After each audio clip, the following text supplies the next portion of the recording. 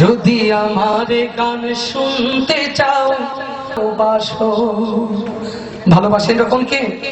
ভালোবাসবেন তো সেই পথকে।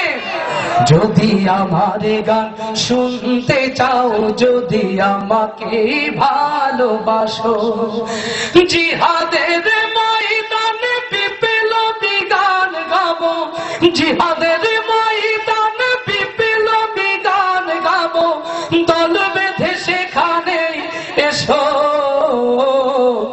যদি আমাকে ভালোবাসো।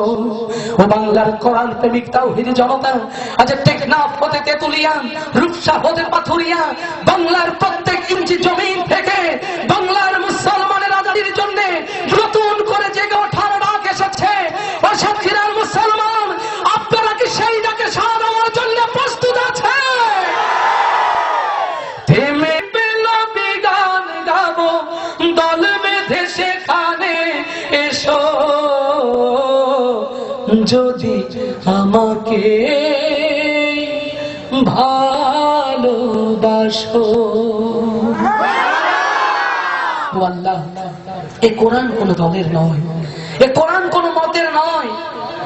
মানবতার মুক্তির জন্য যে কোরআন আল্লাহ দিয়েছ, দল মত নির্বিশেষে এই কোরআনের জন্য তুমি আমাদের কবুল করে নাও।